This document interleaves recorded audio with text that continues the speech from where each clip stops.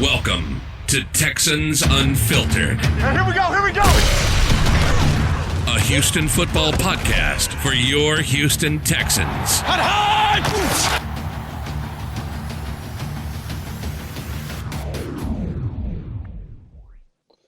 Welcome to Texans Unfiltered, a Houston football podcast for your Houston Texans. I am Youngarigold, and I am here on vacation, canceled, pushed, canceled.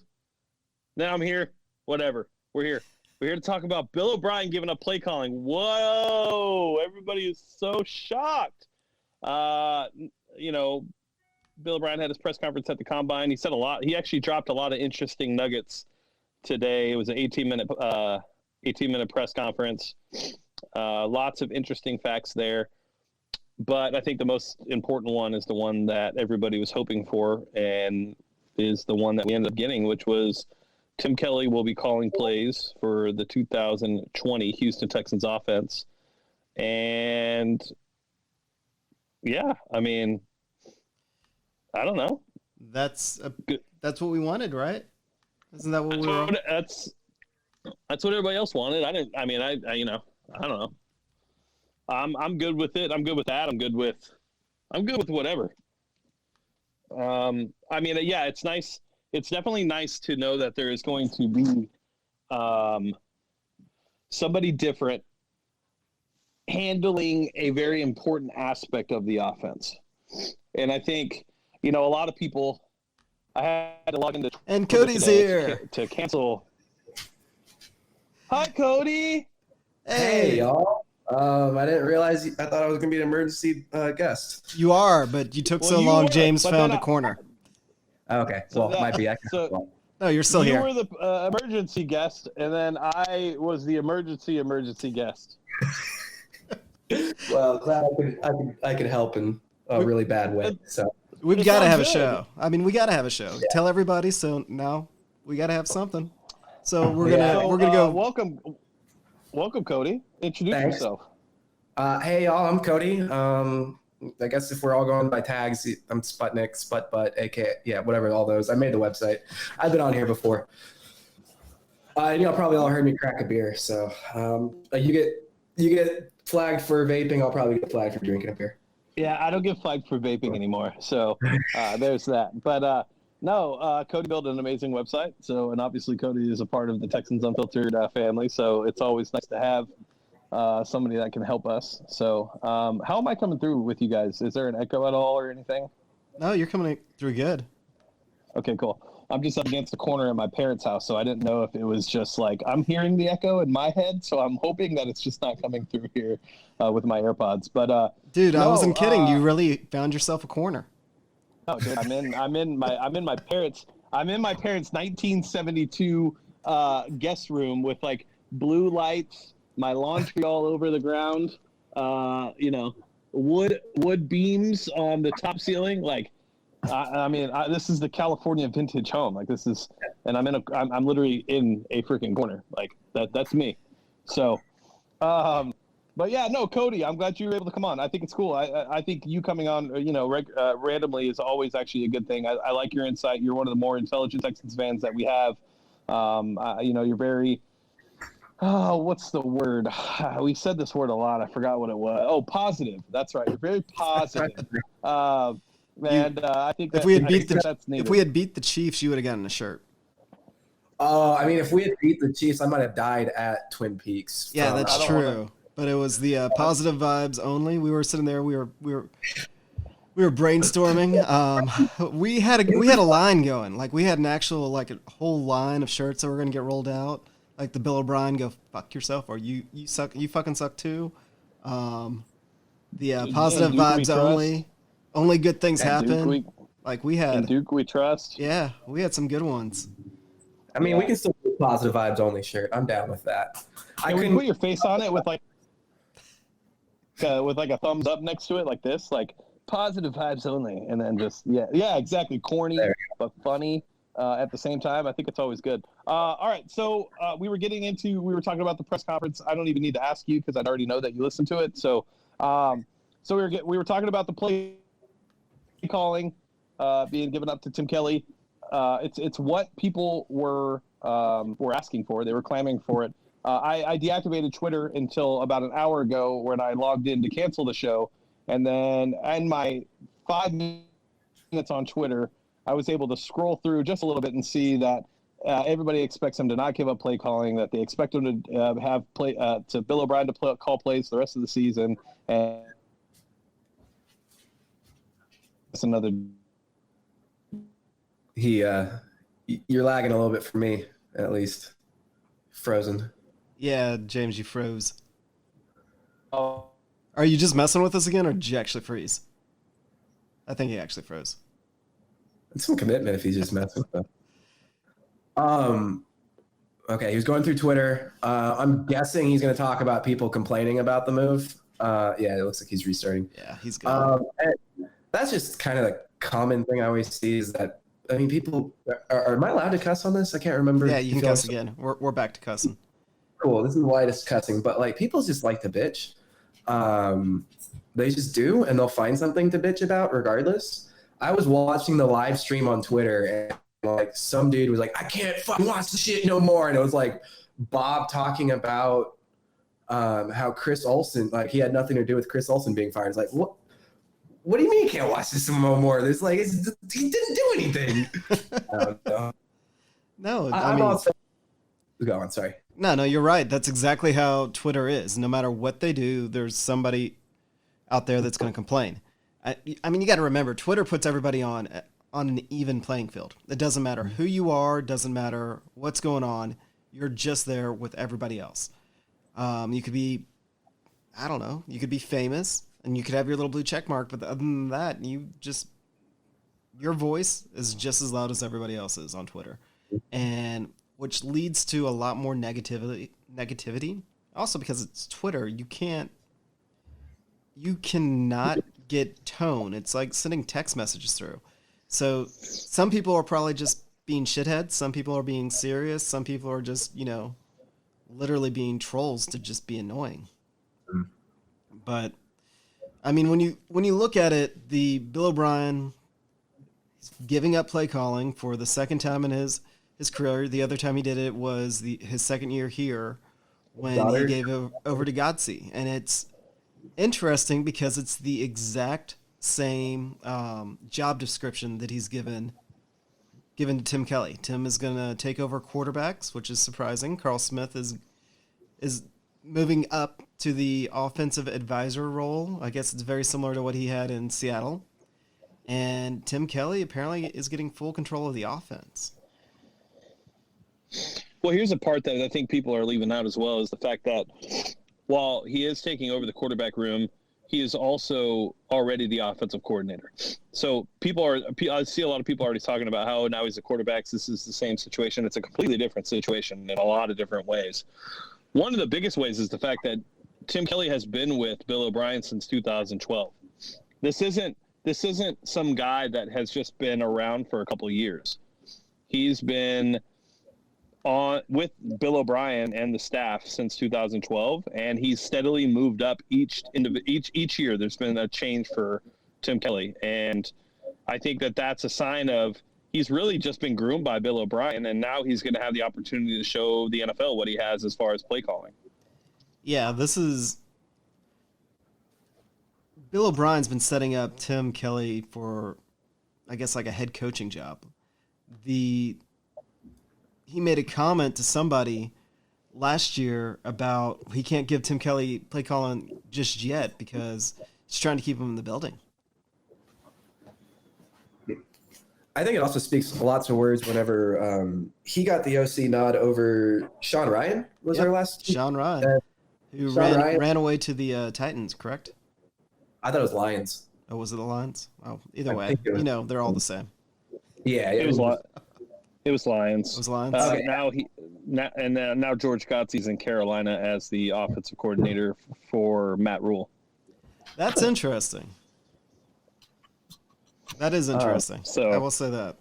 But yeah, like people on the side of the NFL said like nothing but extremely positive things about Sean Ryan, that he's like an up and coming offensive genius. And if someone's going to get a nod above him, I think that should speak volumes. Of course, the Twitterverse will probably just say that he's a Bob Yes man, but Oh, I mean, it's possible. I mean, this is a guy that he brought up from Penn State. He was a graduate assistant there. He brought him along to the NFL. This is Tim Kelly himself didn't know if he had the resume to go to the NFL. Like, he took a job down in Elon. If y'all don't know where Elon is, it's an itty-bitty school outside of Raleigh in North Carolina. Like, it's a tiny school. So that's where Tim Kelly thought he was going to go.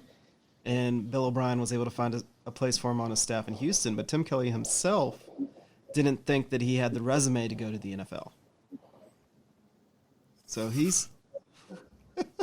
I hope y'all are watching it on video. We're getting an extreme close-up here. I know. Those were my glasses, just so everybody knows. One thing I think that a lot of people don't talk about, and I mean, this is really big driver in I'm a designer in my world of work, is how important consensus actually is in an organization. And I don't think a lot of people actually truly understand how, not that I think Tim Kelly's a yes man, but if he was, driving consensus is an incredibly powerful thing to unite people behind one vision of something. That Game of Thrones, what's bigger, 5 or 1 type of thing, the one army. Like if you, it is kind of the Astros method, where like the Astros rapidly got rid of every single person who was a dissenter towards their organization and their vision, which allowed them to be incredibly successful around that vision. No, that's one of those things that came out a couple of weeks ago, where they talked about with Houston, or maybe you brought it up. Where am I hearing this from? Houston brought in an advisory committee. They brought in somebody to kind of look at everything top down, how the organization was run. That was me. Cody. That was Cody. Nice. I'd like to make a point here is that I might have been inferring it. So like all y'all listeners, don't take that as like no, Cody. It's actual. I did research. So they actually brought in an outside consulting firm to do a organizational analysis of the organization and where it stands and what they were doing based on other organizations that they've also consulted with. And in that line came everything that's happening right now. So while yes, I do believe that Bill O'Brien's impression on this organization is big, and I do think that is, we give everybody gives Cal a bunch of shit saying, why aren't we hearing from you? Why aren't we doing this? The reason why you're not is because Cal is not a football guy. He's trusting a football guy to build an organization that he believes could be a winner. And Bill O'Brien is the guy in his mind. So that outside consulting firm did the same thing with Brian Gaines. They, from what I also read, there was a chance that was also a part of the Chris Olsen aspect. And today we came out that we found out who also replaced Chris Olsen. It was another internal promotion. So while everybody is freaking out saying that this organization has no understanding or vision where they want to go, it's actually the exact opposite. And you're right, Cody, like working for massive companies in my lifetime and in my career, the consensus on the vision is the most crucial aspect to a business succeeding. If there are other parts of the business that see another path or vision and they go down their own path, that's when there starts to be issues. And what we're seeing right now is just phase 2, technically, of what the vision is and what they want to do. And while it may not look pretty on the outside because it's not traditional, at the end of the day, we're coming off of a 10-6 season in the divisional round against the number 1 team in the NFL, who happened to win the Super Bowl against the number 1 defense in the NFL. And now we're starting to see what this offseason is going to look like. And I think everybody's getting a sneak peek. And the problem is they just don't like it because it's not traditional. And that's what happens in everything nowadays. Yeah. I mean, the Astros, when they made the cuts to their organization, they pissed off a lot of people in the majors. Granted, we sucked, so nobody noticed, but there was still a lot of bad blood in there, and we can, when James gets bored of us, me and Cody could probably actually go on a rant about the Astros here in a little bit. I'm not hanging up, so you guys can talk Astros stuff. I don't know if our fan base wants to hear my 3-hour profanity-laced rant when it comes to that situation. But just kind of to keep it in mind, that's part of the reason why that there's this belief here around Houston that the Astros are getting so much shit is because they pissed off so many people with the way that they restructured their organization. Now the Texans are starting to do something very similar. They have determined that the Bill O'Brien, Jack Easterby direction is the direction they're going to go, and they're building a ship, and that ship is going to go that one direction, and if you're not on that ship, they're just pushing you off.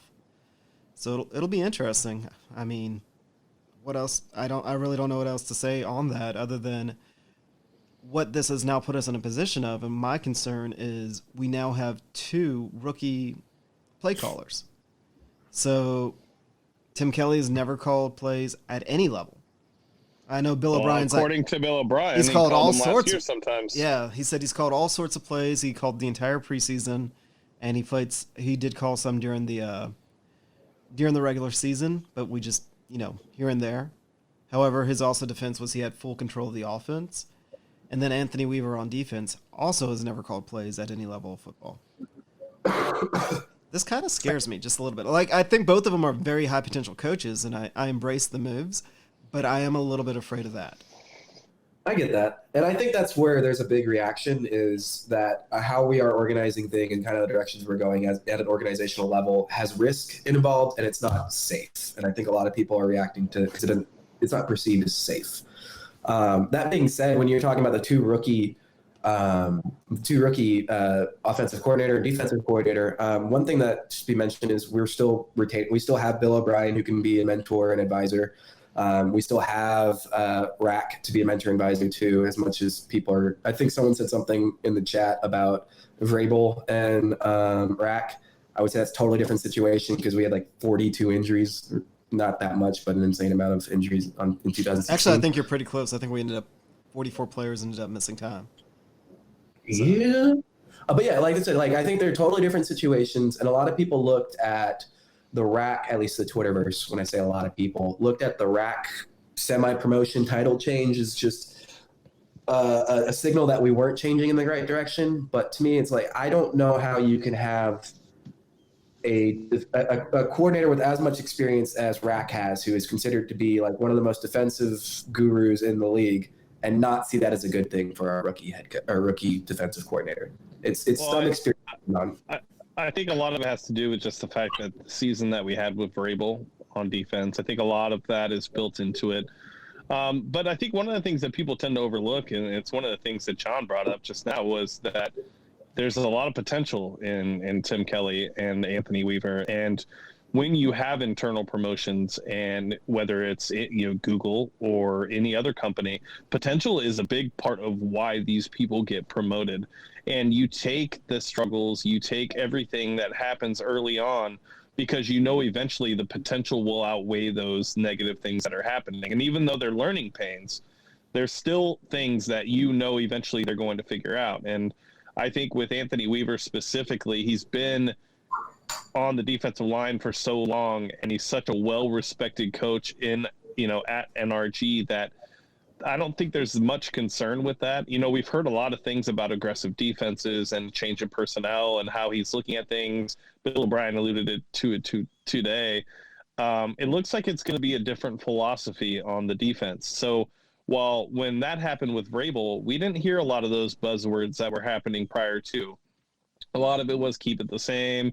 Rack's going to help. We're not hearing a lot of that stuff this go around. And so it's kind of making me think that Weaver will have full control and Rack will be there for bouncing ideas off of. Tim Kelly, on the other hand, I'm not really sure. I don't know what to expect. But I think that, Bill O'Brien is a smart guy. And when it comes to offenses, while it's inconsistent at times, we'll know who's calling plays and who's not calling plays by the first play on offense every series. Yeah, I mean, the one thing that scares me about Anthony Weaver is over the past 10 years, there is yet to be a first-year defensive coordinator finish in the top 20 of defensive ranking. And we've already got a lot of concerns about that defense just based on personnel. So, rookie defensive coordinator. So I guess we're just kind of having to prepare ourselves for us to have a bad defense next year.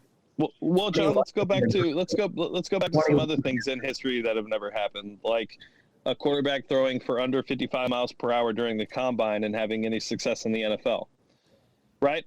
I mean, those things are all there, right? But how much is there actually into it, right? It all depends on the person at the helm. We can say that has never happened, but each individual is different. So what they do and the infrastructure around them is going to play a part. We're not the Browns, we're not the Giants, we're not the Bengals, we're none of these shit teams. We compete year in, year out. We've been a defensive-minded team. The philosophy has changed a little bit. There's going to be some growing pains, but I think to go off and say that that's never happened, that we're going to finish over the top, in the top, 10 of worst defenses in the league, I think is a stretch, just based on the players that we have in the defense. I think a lot of people forget just how many injuries we had this last season too, on defense specifically. Like people talk about the decrease of performance in our linebackers, and we had Dylan Cole go out, and we're putting BMAC into coverage situations that we never actually put BMAC into. So there's a lot that goes into it. And you made a comment that we might not be the top 20 in defense, but 21 would be an improvement from where we were last year. I think we were ranked 24th or something. 28. Okay, so that would still be an improvement. And that's, we got pretty damn far. The one thing I'd like to comment on and maybe expand on a little bit more for the listeners who don't know this is you had mentioned that Weaver might bring a different philosophy, and a lot of people being the Twitterverse are afraid that Weaver is just going to be a rack yes man after they see all the problems that happened in this last playoff series. And to that, Weaver isn't from Rack's tree of coaching. He's actually from Rex Ryan, and Rex Ryan's defenses are characterized by like highly, highly aggressive defenses and blitzing schemes, which most of Twitterverse has been asking for like the whole last season. So yeah, I think there's a lot to be excited about. There's a lot of risk involved, and it could go really bad, but there's a lot to be excited about. But I also think with the risk aspect, when you think about this team and what they do, like anytime you want to have success in life, risk is needed. Risk it for the biscuit. In anything, no matter what you do, there's going to need to be some level of risk for you to be able to be successful. And maybe these risks aren't as big of a risks as, Anthony Weaver does have a resume. Tim Kelly has been groomed by Bill O'Brien. This is the first time that he has actually ever come out and said that another player or another coach is going to be calling plays for the season. That never happened with Godsey. That never happened with Sean Ryan. So there's a reason why he's throwing it out there. One, he knows that he can't do it all himself. He knows that now. And he also knows that he's going to be doing a lot of things on the GM side with personnel and stuff like that. So he has to delegate a little bit. And the biggest issue that everybody has had with Bill O'Brien is the fact that he doesn't delegate. That's been my number one complaint since he's been hired, is he tries to take too much. I think he's seeing that his plate is just a little bit full. And whether it's Tim Kelly or Anthony Weaver, all I can say is just by week 4, don't get ready to jump off the boat yet, because it's going to take some time for these guys to get straddled in and make the necessary improvements that need to be made. You shouldn't jump off the boat at week 4 to begin with. But they do. They do. There was a couple of years back where we were off the boat after week 3. So yeah, that was the Giants game. I'll never forget that episode. The kill shot, Bill O'Brien. Yeah, that was great. All right. Yeah. So the next thing up that Bill kind of talked about was he wants to keep his players. He believes that your team gets stronger by keeping it together. It's kind of in line about what we've talked about at length, that in the NFL, more so than any other sport, continuity is huge. Was that a statement or? Yeah. That was a statement. I was hoping somebody else would kind of. Oh, okay. Yeah, no, bring up from it. I think we've seen a lot. We know this, right? We know this to be the case. This is how you're successful in the NFL. It's about the second contract that players receive, that tell the story of how you're drafting and the personnel added to the team. I think, I think a lot of people are reading into that means DJ Reader will be back. I still wouldn't put a lot of weight into that. And a lot of that just has to do with the fact that I think this draft is a good draft for you to be able to grab another defensive tackle that could potentially make an impact early on. I think Brandon Dunn's contract did play a part in also us letting us know in a little inside detail that DJ Reader will likely not be back. I know people are reporting that there's a chance and that I'm sure they're working on a deal, but they have a number in their mind, and it sounds like DJ Reader has another number in their mind, and he's going to end up testing the market. But outside of that, what other players that are ours outside of Laramie Tunsil and Deshaun Watson, and are they looking to extend this offseason? I mean, they could do Zach. Kimi. Who? Kimi? Our Pineapple Boy, our kicker? Kimi Fairbairn? Kaimi's coming back. There's Care Bear. really nothing. No question, but we do need to sign him. I was worried about Dunn. Is Cunningham will eventually have to get signed. Like, we do not, like y'all mentioned this, like, we cannot let Cunningham go. Cole? Is Cole up for a contract this year? Cole is up for a contract, and he's going to need to be re-signed. Luckily for us, he's been hurt every single year. So there's a good chance that he gets done. I think the Brandon Dunn thing, I don't think people realize the Brandon Dunn signing and how important it is. This is a guy who was undrafted, who has carved out a role for himself on this defense, and has gotten better every single year. There's a lot of talk last season about DJ Reader and how good he was, but there was very little talk about how good Brandon Dunn was last season. And he was asked to do a lot as well when J.J. Watt went down. I think Brandon Dunn is turning into a very, very good piece on this defensive line. And I think because of that, I don't think that they're willing to sign DJ to a $12-13 million extension, because they know that $13 million could be spent somewhere else that could actually help this team right now. Like Roby. Y'all both like Roby. I love Roby. I love Roby. I share the same Madden sentiment about Roby. So I totally 100% knew where you were coming from. You're like, have you played Madden with him? Dude's a baller. Dude, he's great. He's great. I mean, look, I honestly encourage all of you guys, if you have a baller on Madden, go watch his tape. Just go watch it. Just see. Just be like, you know what? All right, this guy's really good. I'm going to scout him now. And then also just secondary in general, I'm very confident in. But, yeah, I mean, Roby, but he's not our own guy, so that's the part that scares me the most about Roby. But the quarterback market, in this free agency period, I don't know if he's going to get the contract he's looking for, and that's going to play in our favor, in my opinion. Byron Jones is going to get a pretty hefty contract. There's a couple other corners who there's some cap casualties that could come up. Patrick Peterson could end up being cut just because of the amount of money he's owed, and they're kind of in rebuild. So, I mean, outside of Cunningham, Cole, Kaimi, those are really the only three that I see us having a chance on keeping. Next topic, John. Next topic. Well, let's see. We learned a little bit more about the structure. I believe we learned a little bit more of the structure of how the Texans are putting everything together. We all kind of knew that it was Bill O'Brien and Jack Easterby. They're kind of intertwined. Bill O'Brien is as much the face of anything, but it was interesting when they talked about letting go of Chris Olsen. Bill O'Brien was that was not my call. So that to me says that it was Easterby's call. That Easterby is probably more in charge of the organization, and Bill O'Brien's actually in charge of player personnel. Yeah, I thought he said just as much. He was like, I'm involved in scouting and personnel, and that's all and that was those are my responsibilities. Well, yeah, he said coaching and scouting. Coaching and scouting. Okay, yeah. I think with Chris Olsen, there's two parts of that kind of hit me and made me think. So one is if he says it was not his doing, it was not his doing. Usually if he's asked a direct question like that, he beats around the bush when he's lying. He didn't beat around the bush this time. So he came out pretty strongly and said that was not me. The only issue I have now in the second part of this is the fact that are we already having alignment issues with Jack Easterby? Because he was very adamant when he said that was not me. That made me start to think, shit, really already?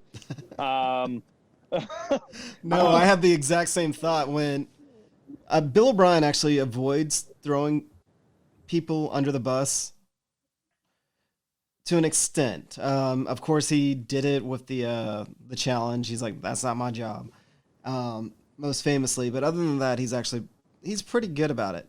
And then that was essentially a "that's not my job" comment all over again in regards to Chris Olsen.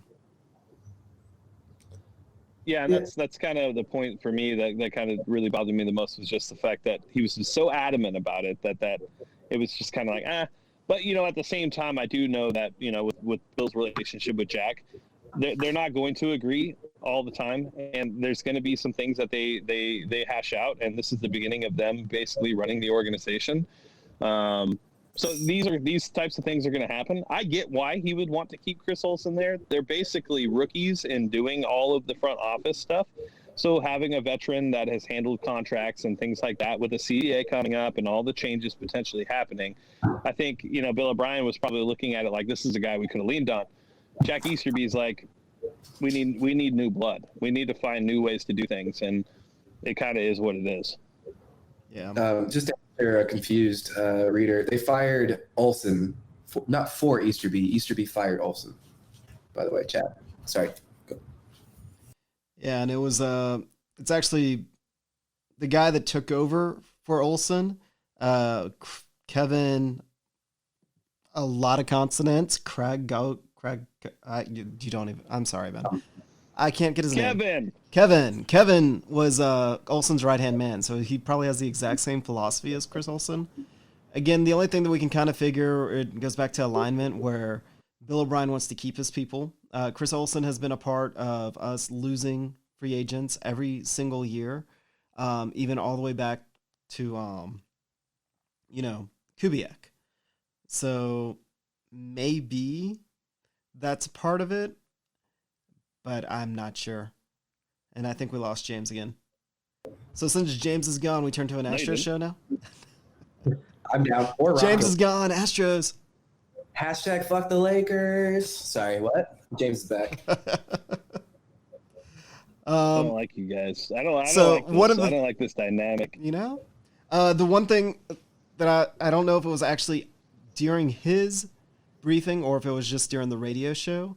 Something to look at the combine. Bill O'Brien talked about how they look for unusual performers, or what was it? He looks for things that are out of the ordinary, like the three-cone drill. He talked about how Julian Edelman had the fastest three-cone time, and then he actually said a good thing about Kiki Kuti with having what was the good thing? That he had Sorry, listeners know. he had the fastest three-cone time that year. So obviously Bill O'Brien likes the three-cone time. So when we're trying to figure out which receiver we're going to end up drafting, say watch the three-cone time apparently.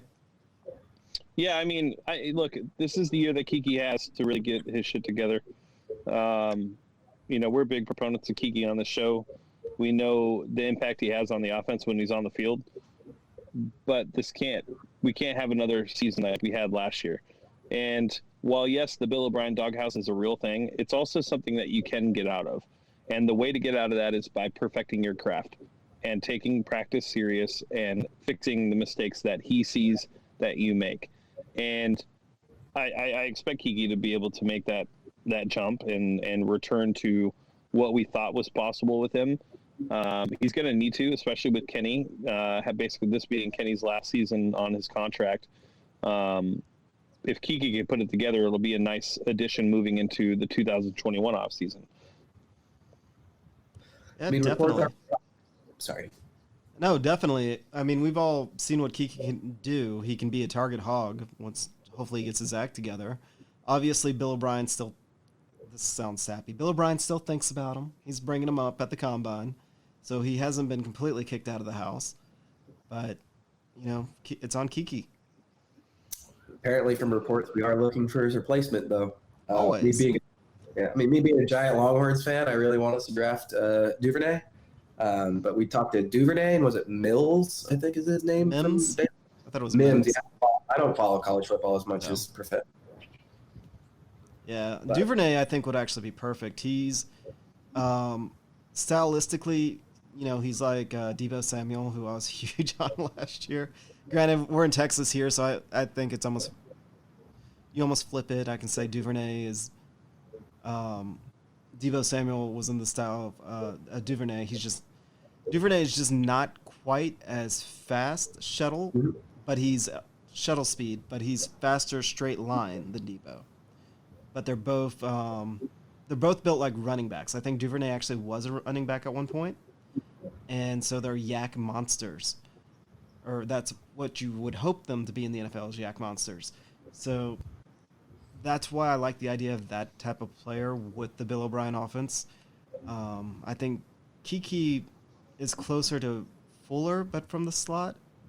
So he was the I want to say he was the number one deep threat from the slot position coming in out of the draft that year. Whereas I think we don't need somebody that's a deep threat out of the slot. Granted, that seems to be what the Texans are looking for, is to attack downfield. I think we actually just need another short passing option, whether or not it's the tight end, whether or not it's a slot receiver, or Duke, because only good things happen when you throw it to Duke. Yeah, I mean, I think there's a couple things there. One, I can't let you go by saying that Kiki is basically Will Fuller in the slot, as their skill sets are two completely different things. Closer to description. Not that he is, but it's both that they're both better suited for attacking deep than the short passing, the underground or short underneath passes and looking for yak. I would disagree, but that's fine. And then I think as far as like looking at the wide receivers that are potentially in the draft, if we take a wide receiver within this second or third round, I'm going to throw a freaking temper tantrum, because the last thing this team needs right now is another wide receiver. They need to start rebuilding this defensive front. They need to start attacking the safety position, as we don't know how much more Gibby has. J-Joe is going to likely be gone. We need to find more secondary players. There's just too many holes on the defensive side for us to use a top and second or third round pick on a wide receiver. I get that shiny toys are fun on the offense, but you have every single thing you need on the offense to be successful and play at a high level. And if we're going to go after a wide receiver, I'm literally going to throw up in my fucking mouth. No, I'm in complete agreement. If I was doing the draft, I would draft only defensive players this year. Our defense. I wouldn't draft an offensive line. Anything offensive. Nothing. I agree 100%. The defense needs an influx of talent. Both from, defense as a whole, defensive line, linebackers, secondary, every level of the defense could use at least one more player. There is absolutely no reason to go after anybody on offense when they're looking for. The only thing on offense that we're truly missing is a slot receiver, and Kiki can do it if he has his head on straight. Yeah. Or hopefully at least a full training camp. I think the one thing that in the slot position, to kind of talk a little bit about like what you were referring to as a deep slot wide receiver, is the fact that with a lot of like the routes that our outside wide receivers run, whether it be like a corner, opposite side of the field slant, that'll free up a deep vertical 9 route by the slot receiver. Those are the types of plays that Bill O'Brien likes to have in his offense, and having a somewhat of a bigger wide receiver that can be able to go up and get that ball, because Kiki's just not going to be able to. That's key. But at the end of the day, you also do have Kenny Stills, and right now there's no reason for us to like really be worried about that. Plus, you do have Duke Johnson and so many other. You could put Akins at that spot. There's so many options that there should be no reason why we're doing that. I don't honestly think that I don't think we're looking at these wide receivers as replacements. I think that we're just taking as many visits as we can, because that's what we do every year. No, I think that it may actually be something that you had brought up earlier, though. Bill O'Brien is first and foremost offensive minded. Yeah. So now that he has full control over the player personnel, he's going to look at offensive players first. Hopefully he, he doesn't get too addicted to the offense, but fingers crossed, because it really should be all defense. And maybe. All right. What else did he talk about? I believe that's everything. Yeah, he kind of talked about the running backs a little bit. But, he talked about the different types of running backs out there, but yeah, that's really about it. I mean, it was a very good podcast. I wish it was a podcast. I wish I could get that podcast every day. But he was also on Texans or all access or whatever from 6 to 7. I haven't had a chance to listen to that yet, but I will. But yeah, are you guys going to be getting into free agency tonight? No, today was more just quick, get something out, and we're already up to 45 minutes, so we may take 10, 15 minutes because Cody's on, let Cody talk about whatever he wants to talk about. Just no Astros. Oh, or Rockets. dude, we've got it. We're going to talk about the Astros. I'm going to You can head out, but we're definitely going to talk about the Astros. I'm going to hang up and not listen. I think I'm literally the only one that talks about baseball in the Discord and basketball. Please don't bore our listeners with Astro stuff. You know, They've heard that's all they're hearing on 610, 790. That is literally all they're hearing about right now. The last thing they want to hear about is the Astros. We can at least reassure them it will all be okay. It will be okay. There's no reason for it not to be. They have a stout team. They're good at every position. They're only going to get better. Like this is, and they have a chip on their shoulder that they're going to fuck this entire league up this year. If you guys that are Astros fans can't see that, that's a fucking problem. This team is going to come out and rape every single team that they can, and there will be no DNA kit used. This is going to be the nastiest baseball season in Houston Texans fucking history. And I don't understand why everybody is up in arms about it. So there's your Astros talk, because there's no reason to talk about anything else. This team is so fucking good that I don't care that we lost Garrett Cole. I don't care that we lost whoever the fuck else we lost, Marisnik and blah, blah, blah. It doesn't matter. This team drafts well, they fill holes well, and they have the fucking infrastructure to be able to handle this, even though the two that got us the World Series are gone. One point I'd also like to make is just how, I mean, like they always talk about. Sorry, Mr. The one thing I have to say is, Mr. I'm not going to talk about Astros. I'm going to sign off. We have a 5-minute try about the Astros, but I think there's so much just like there's romance in baseball, which is why I love it. And I'll try and not talk too much about baseball because this can literally be a 3-hour argument for me. But there's romance in baseball, and baseball gets romanced. But with that, it gets like put on this pillar that it's untouchable. And when people have been cheating in baseball since the first pitch was thrown, like people have to understand how much cheating is involved with baseball. There was the Bill Burr comment where he was proud of the Astros for actually bringing a gun to a gunfight when it comes down to the salary cap. The main point I want to make is like people are pissed at the Astros, and like it's been now months of news cycles being pissed. And I just want to compare what the Astros did to some other organizations. The Astros stole signs in a illegal but questionably legal gray area in 2017. This is part of a 3-hour debate. We have teams like the New Orleans Saints, who just got done covering up a child sex scandal that no one gives a shit about. We have teams like the Redskins, who almost pimped out their cheerleaders and no one gives a shit about. We have European soccer leagues who are literally trapped in like doing human trafficking that no one gives a shit about. Why do people care? Because the New York media and LA media, and I'm done now. Okay. Sorry.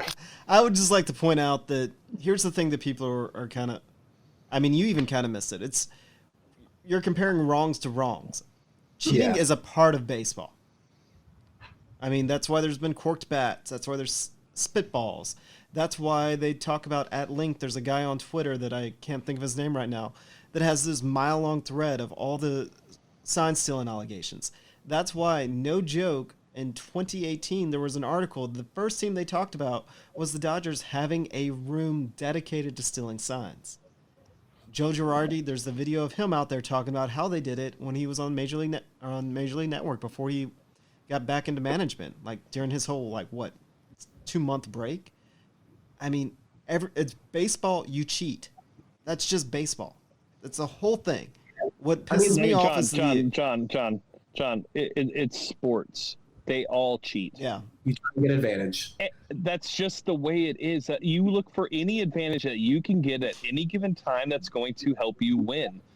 That's the way it works. There's nothing about it. There's a reason why the Patriots try to cheat as often as they can. It's because it helps them win. And the only reason it's a big story is because the Astros got caught doing it in a year where they won the World Series. If they would not have won the World Series, it would have been another team that would have taken this loss. Well, I would argue the reason that it's a big deal right now is because we hit a walk-off home run against the Yankees. And the Yankees have the most media, they have the biggest fan base, and they are just looking for something to tear another And team the worst- down. The worst fan base. They have the worst fan base. Worst Absolute fan worst. I don't know. Rocket fans are pretty bad, but yeah, I mean, I would agree. All the city of Houston, which that's it with Rockets fan. Yankees fans are like everywhere. They're like the fucking plague. Like, Well, yeah, I but swear to you have, God, like, the Rockets you probably fans- one of your neighbors is a Yankees fan that only watches when they're in the playoffs or whatnot. Yeah, but then you have Rocket fans who are like, "Oh, we didn't win the series because we went up against the best team in NBA history. They had 4 All-Stars and blah blah blah." It's just, but yeah, I would agree. The Yankees are 1A. I would put Rockets fans 1B. But I mean, who am I? But yeah, I mean, I agree. The Yankees are pretty bad. The Dodger fans actually haven't been as bad. Me and Parker have been out in California all week. I had a Cincinnati fan say that we're cheaters to my son while wearing an Altuve jersey on the beach.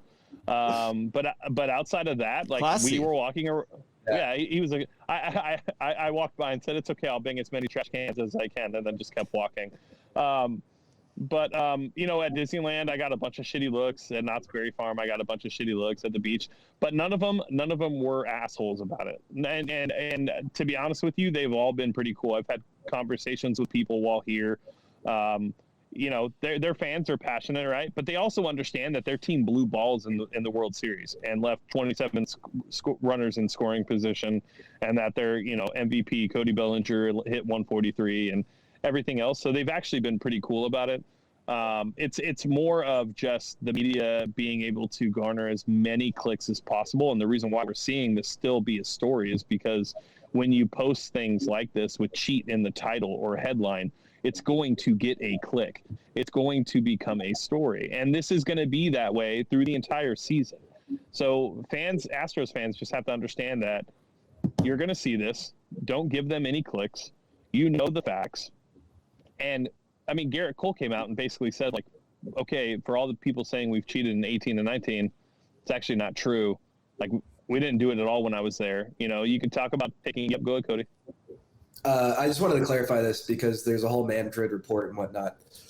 There are 2 different types of cheating schemes the Astros employed. One is legal, one is illegal. The legal one was the code breaker scheme, which is the Excel document that was essentially just cataloging signs. That continued on in 2018. That is a system to steal signs. It is not illegal. It is not cheating. And then the trash can banging method, which only persisted in 2017 and did not go into 2018. Sorry, that's it. Yeah, I think here's the thing. Look, we cheated. We got caught. It is what it is. We're dealing with the punishment of it. We still have a World Series that we won in 2017 in a time where the city needed it the most. Okay, and I think that's a part that people just tend to overlook, the aspect of what the city of Houston was going through at the time of that World Series run. And I remember vividly watching it with my 5-year-old. I remember talking to John about how he was watching it with Jack. It was a very crucial time for something like that to happen. And the reason why Astros fans are going to hold on and they're going to fight is because it was needed at the time that we had it. And other fan bases are just going to have to understand that this is bigger than sports. There are times in sports history where things are bigger than sports. And this is one of those times. And it's not something that people are going to get over. It's not something that people are going to ever stop bringing up. But at the end of the day, that title is ours. It's at Minute Maid Field. It's going to stay there for the history of the franchise. And they're going to add another one this year. And when they do, everybody can just shut up. And that's just the way it works. So let's move on to the Rockets. Oh, wait, there's nothing to say. All right, let's talk about what else we talking Small about? ball. Small ball. Can I just make one? I'd like to expand on something. You were talking about what the world's, before we move into the Rockets, by the way, also Rockets best fans, what the Astros World Series meant from an anecdotal experience to me. Like, I remember being on the phone with my parents for Game 6 and giving them like play-by-play, pitch-by-pitch stuff that was going on while they were on the roof of their 2-story home waiting to be evacuated from their neighborhood because they couldn't leave. And the water was literally going up to their roof. Like, Yep. I don't think people realize that that is our experience with this World Series. That whenever the World Series parade happened, we had the parade, there's like, 2-3 million people at the parade, and maybe half of them had a home at the time. Like, that World Series truly mean like brought the city together. Like in an unspeakably beautiful way, that World Series brought us together.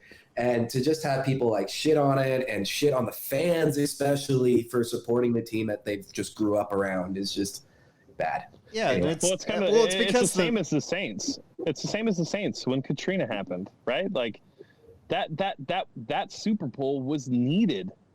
That was needed in a city that was in a crisis, that was dealing with everything. Families dismembered, not around. Dismembered. Dying.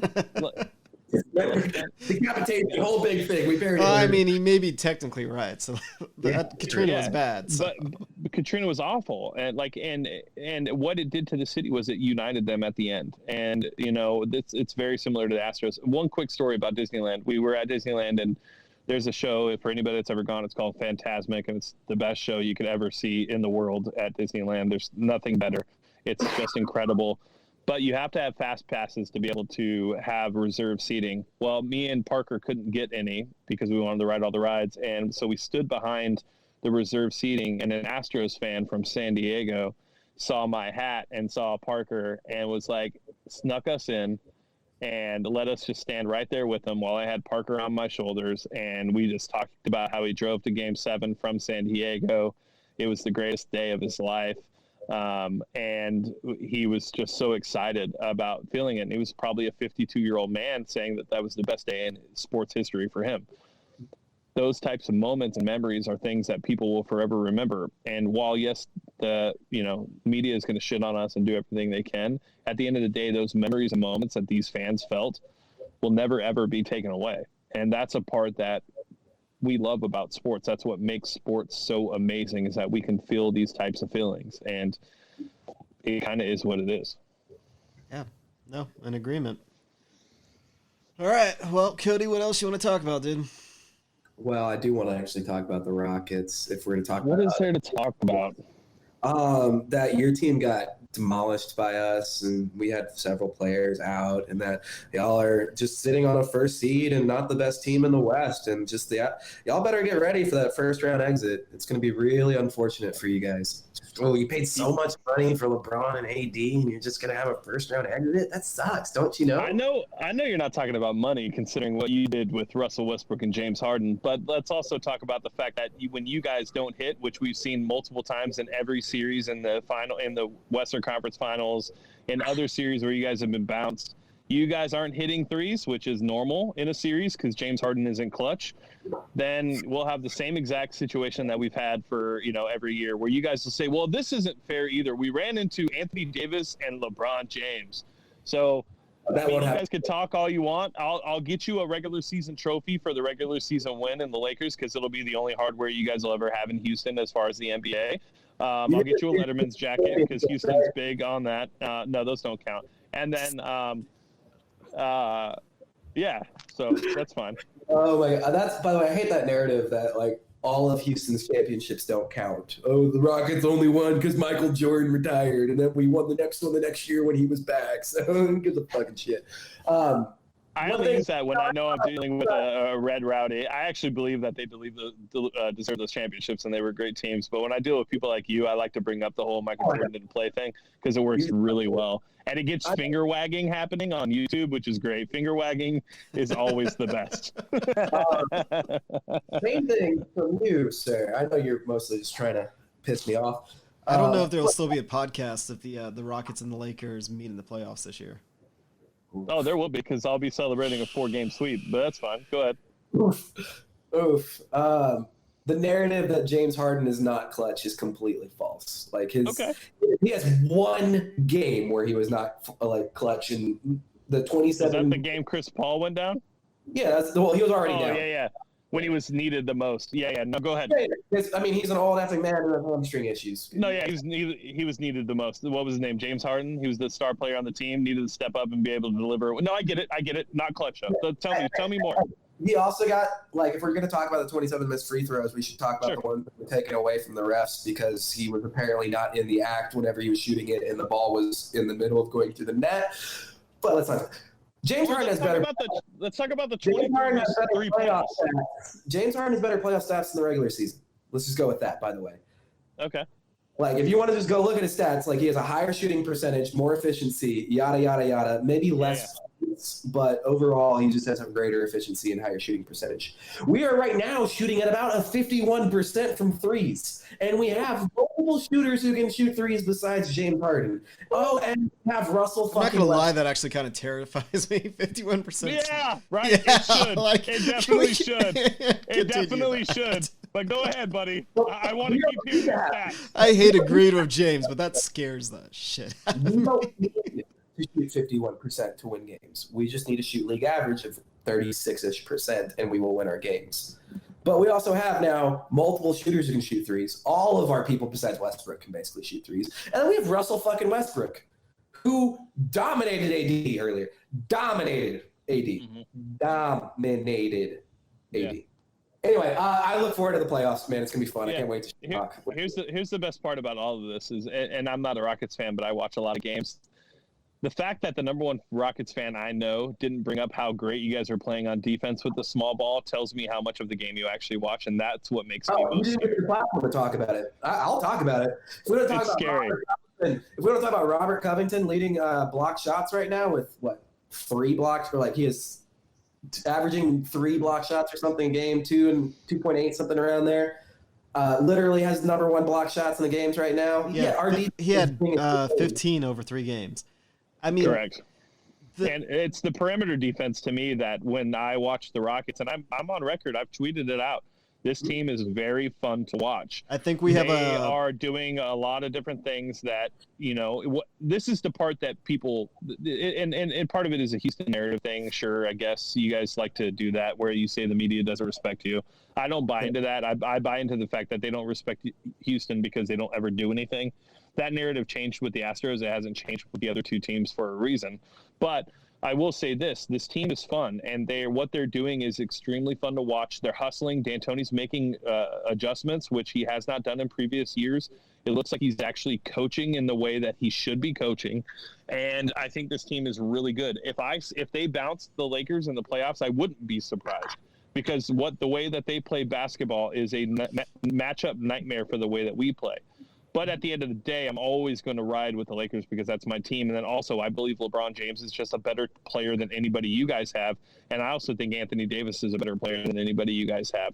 So at the end of and I also think just the fact that because of we're in matchup nightmare on that front, you guys didn't see a lot of what we were doing. We're not adding pieces. We're just building on the chemistry we have. We are the number 1 seed for a reason. It's because we are a good team, whether you want to point it out or not. We are an extremely good team. Kyle Kuzma is not getting a lot of minutes, but he started to at the latter part of the season or right before the All-Star break. He's going to continue to groove.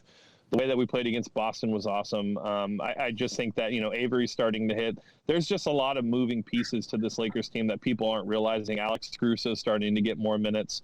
So this team has a lot more potential than people realize. They're just looking at Anthony Davis and LeBron James and expecting those 2 to carry the team, and that's just not the way that this team is built. This team is going to be built on heavy defense and the ability to mix up and add matchup nightmares everywhere that they can. Dwight Howard, JaVale McGee, now that we just added Markieff Morris, Kyle Kuzma, Avery, Daniels, Alex Caruso, there's just a lot there that people want to dismiss, and it's because they're not familiar with how this team plays basketball. They only get to watch it when their team plays the Lakers. That's true. I mean, I'll give you all that. The Lakers are a good team. They're first seed for a reason. I do just like to shit on the Lakers because I just don't like them. Nobody likes a winner. That's true. I have one question for you and more of a statement after that about basketball. The question is, how is AD, a multi-millionaire in the most vision image conscious city in the world, not shave that mono brow off yet? Like, I just don't get it. It's an impressive monobrow. And at this point, it just seems like he's just too stubborn to do it.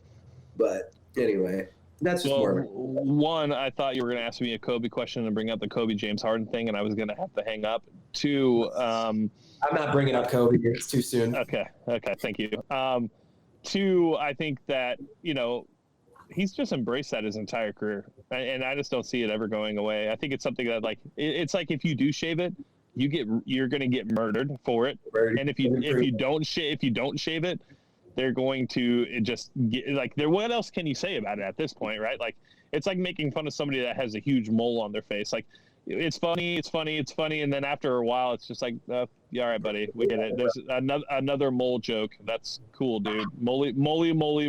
I get it. But yeah, I don't know. I mean, I'm excited about the NBA. I really am. I think it's going to be very interesting. I'm glad Golden State's not there. I mean, you guys shit on me all you want about the Rockets. They're my second team. They're the team I've watched more than most. They were my first ever live basketball game at the Compaq Center, watching Hakeem Olajuwon and Clyde Drexler. I've been there. I know about this team a lot. I know about the history. Robert Horry is one of my favorite NBA players of all time. And Tracy McGrady obviously is up there as well. So I know this Rockets team, and I know them really well. But if it ever comes down to it, I will forever and ever be a Laker fan, and that's because I've already given up everything else in California. This is all I have left because of John. So I'm not going to give up on my Lakers. I understand it. I mean, like the team you like, man. But I'm still gonna give you shit about it because it makes me happy. No, I mean, 2 years ago when the Lakers were really bad, I mean, James pretty much watched every Rockets game with me. But the Lakers came back because, they're the Lakers and they can go buy a star. Well, and then another part of this is that, people just don't realize, like, this team, it's really special right now. Like, the part about, like, I understand that it sucks about the tragedy and everything that happened, but this is the first time that LeBron has really embraced being a Laker. And for non-Laker fans to understand what that means and what that part of the business is for the Laker fans and Laker Nation, that's what made Kobe what Kobe was. Is he embraced the city and he embraced being a Laker, and now LeBron's starting to understand what that means because he's never had to do that. And we're seeing it in the play, and we're seeing it in the exact same way that he is on the court. And I just think there's just so much extra motivation for this team to, unfortunately, I don't see anything being able to knock him off course. Yeah. He didn't connect at all with the fucking Heat, I can tell you that. What's that? Miami. I said LeBron didn't connect at all with Miami. So that and he didn't, and he really didn't with Cleveland either. Like, yes, he grew up there, and yes, he was from there, but that was more. It felt more like a burden for LeBron. It felt like responsibility. Exactly, and that's a big difference. But when you have a city that is built on, like, everybody talks about Dodgers, they talk about Rams, now they talk about Chargers, they talk about Angels. None of those fucking teams matter. None of them. In LA, none of those teams matter. It is just the Lakers. That is all that matters.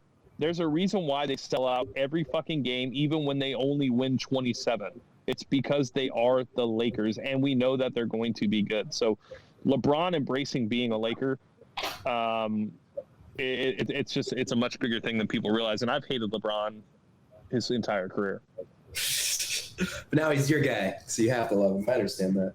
Well, the last thing I wanted to say about the small ball, and for listeners, I'm sorry that we got on this 15-minute tangent on Texans. We're up to about 20 minutes at this point. Yeah, 20 minutes. It's the off season.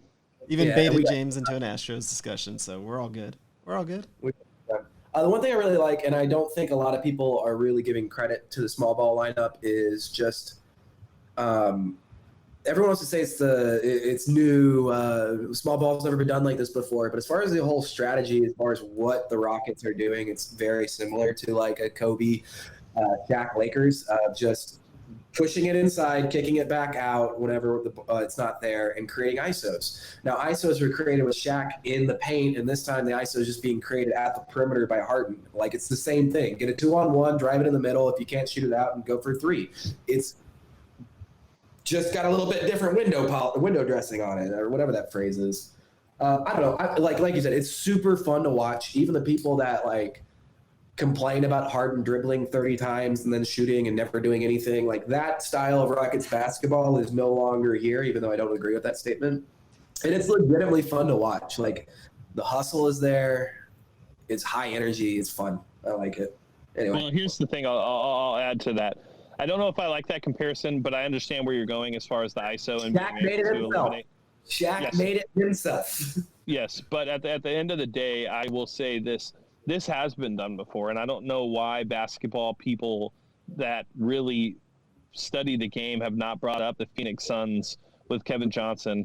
That team was built very similar to the way that this team is built. And yes, they had Barkley, but outside of that, this was very similar. And Barkley could pull from 12 to 15 foot as well. So Also, the rules are more Correct. suited for this style than it was for the old Suns teams. Correct. But then, so I just want to throw that out there. One thing before we go back to the Astros stuff. Look, there's this thing I want fans to understand. I've been hated. My fan base has been hated my entire life, the Lakers. Now, it hasn't been for cheating, but we've been hated our entire lives by people like Cody. That is forever. Embrace it. It is the best part about sports. You know why they hate? It's not because you cheated. It's because they know you're going to still continue to be good, and that bothers them. So as a fan, embrace all of the hate. This season, I've never been more excited about a baseball season until now. I love that we are getting all of this hate from fan bases, players all around the country. I'll take all of it. Yeah, No, go ahead. I was just going to say it's weird as a Houston fan that they actually talk about us. Yeah.